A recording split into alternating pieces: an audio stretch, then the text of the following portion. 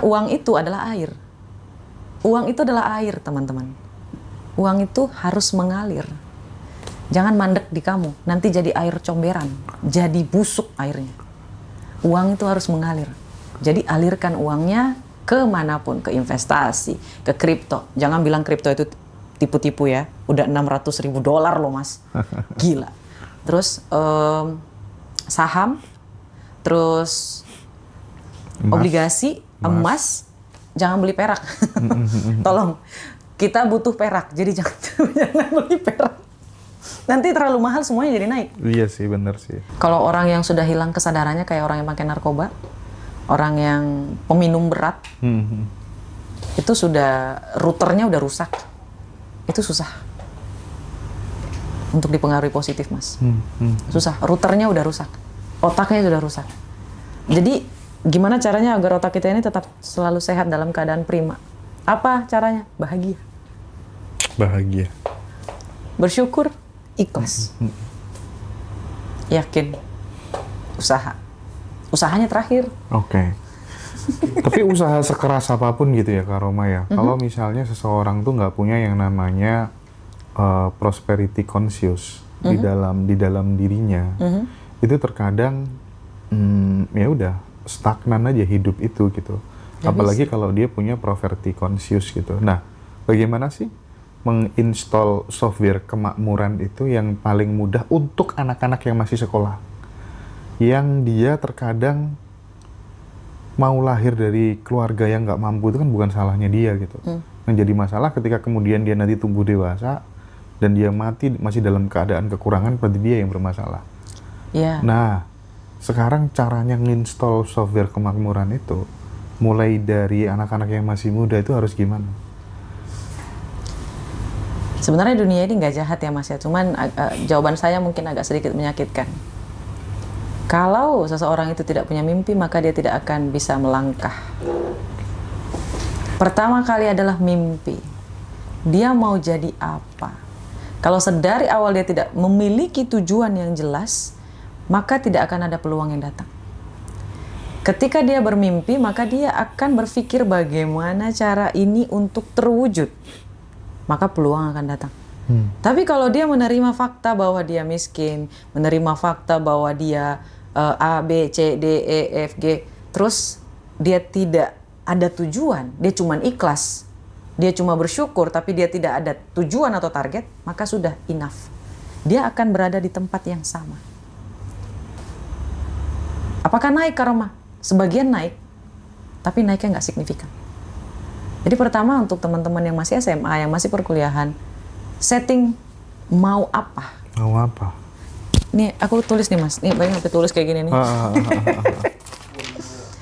Iya, sebenarnya itu kita itu mau jadi siapa, mau pengen apa, ya kita ingin dikenal jadi siapa. Mimpi dulu, semuanya berawal dari mimpi mas. Semuanya berawal dari mimpi. Gak usah lihat realita kamu, mau kamu anak yatim piatu, kayak mau miskin, kayak nggak ada uang, kayak bodo amat. Mimpi aja dulu. Dari mimpi itu, alam bawah sadar kamu akan tersetting keyakinan. Ketika kamu tidur, pikiran akan aktif. Ketika pikiran kamu aktif tentang keyakinan, maka yang datang, yang ditarik oleh pikiran alam bawah sadar kamu ketika kamu tidur adalah yang sesuai dengan apa yang kamu yakini, apa yang kamu pikirkan. Apa sih yang membuat program yang sudah kita masukkan ke kepala gitu, program-program baru yang tidak memberdayakan itu, terus kemudian tidak mempengaruhi diri kita untuk menghasilkan sebuah tindakan yang berbeda? Itu apa yang menyebabkan itu? Tidak yakin, Mas. Okay. Berbeda, Mas. Kita kan tadi ngomonginnya yang anak muda ya, Mas. Kalau anak muda, mereka itu yakinnya nomor sekian. Mereka tuh mimpi dulu, diajak untuk mimpi dulu. Diajak mimpi dulu, berusaha dulu. Bangun imajinasi dulu. Yes, bangun dulu pondasinya. Kalau kurang yakin, kejar lagi. Nanti lama-lama keyakinannya akan nambah nih, Mas. Dan mimpi aja dulu, langkahin kakinya aja dulu. Karena terlalu banyak mikir nggak akan kejadian. Oke. Kalau punya imajinasi yang besar, biasanya kan akan melahirkan tindakan-tindakan yang besar.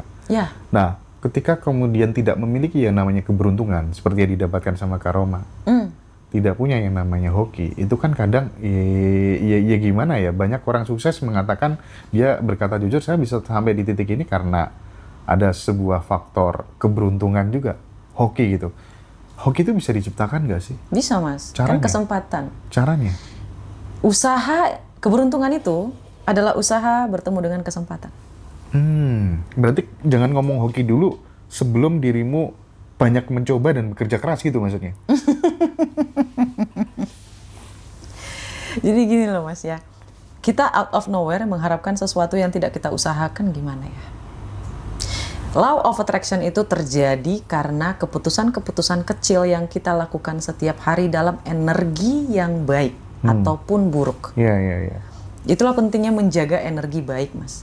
Karena ketika energi kita baik, kita pertama percaya diri, kita menjadi lebih rajin, ya Mas ya, kita menjadi lebih tegas, kita menjadi orang yang gigih, bekerja keras.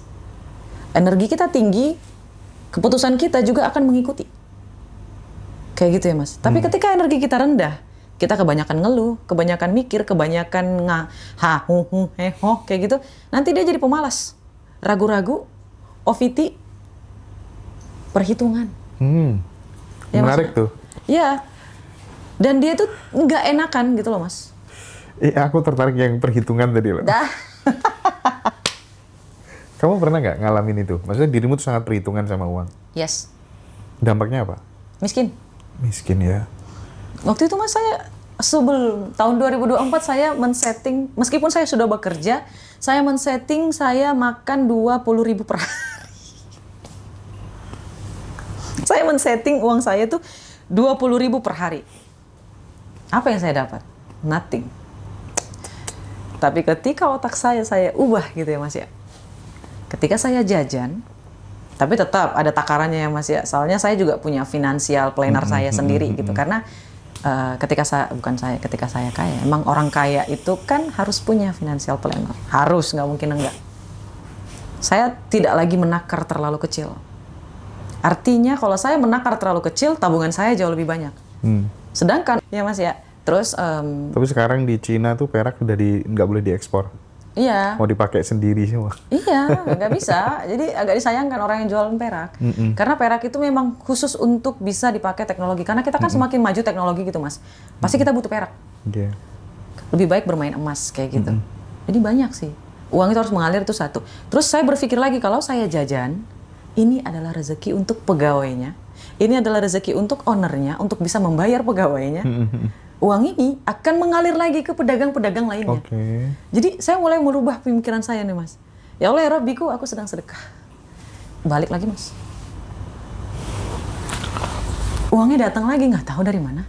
Tiba-tiba ada orang yang minta ini, tiba-tiba ada orang yang minta kelas, tiba-tiba menawarin seminar, tiba-tiba diundang ke sini, ke sana, ke situ. Jadi saya bingung, oh my God. Nah sekarang kalau kasusnya kayak gini gimana? Apa tuh? Kan perspektif mainstream nih ya. Kalau uangmu udah banyak, terus kemudian kamu melakukan hal-hal yang dianggap oleh banyak orang sebagai suatu kesalahan. Apa nih? Bentar dulu. Kesalahan ini yang mana nih Mas? Banyak, misalnya kayak minum-minuman keras. Terus kemudian suka ke klub malam misalnya ya kan. Suka dugem dan lain sebagainya gitu ya. Pasti nggak lama kemudian dirimu akan jatuh. Mainstream. Tapi aku banyak ketemu orang-orang yang justru malah kebalikannya gitu. Mas, ini emang bisa dibicarain di tempat umum? Enggak, maksudnya yang bisa kita ambil mungkin. Ini ada ilmunya Mas. Iya, makanya itu. Mentor saya juga udah nyampein. Kalau menurutku sih dibuka.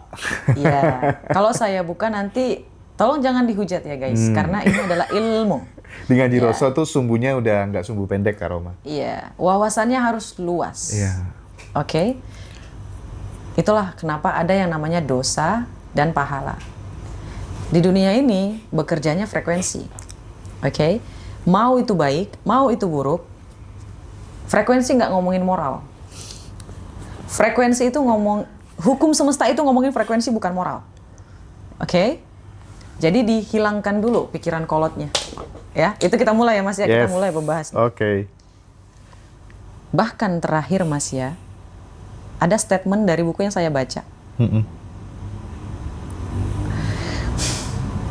Ada orang, kebanyakan ada masyarakat di West, di Barat, dunia Barat, mereka melepaskan energi negatif itu dengan cara yang minum minuman keras, bermain wanita, seks bebas, ya Mas ya. Ini outputnya bakalan keluar negatifnya. Supaya apa? Mereka bisa kembali positif. Kalau Mas nonton film Wall Street, di situ diajarin untuk melakukan melayani diri sendiri. Silakan kamu baca, silakan kamu nonton, oke? Biar kamu paham maksud saya. Mem-VVIP-kan diri sendiri. Yes, itulah melakukan sesuatu untuk dirinya sendiri agar dia memiliki output negatif. Ini di bagian tindakan negatifnya. Ya, kita pandang secara agama itu pasti negatif, yes. Tapi secara moral itu negatif. Ya, tapi ini adalah salah satu cara untuk mengeluarkan energi negatif yang kita serap dalam pekerjaan, dalam sosialisasi.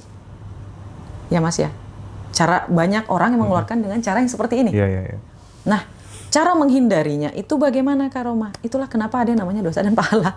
Kita mikirnya di situ aja. Oh, yang ini nggak boleh, pilihnya yang terbaik gitu loh Mas. Kalau ada orang yang ngelakuin itu terserah dia, itu bukan urusan kita. Iya. Apakah saya setuju? Nggak juga. Apakah saya nggak setuju? Ya nggak juga.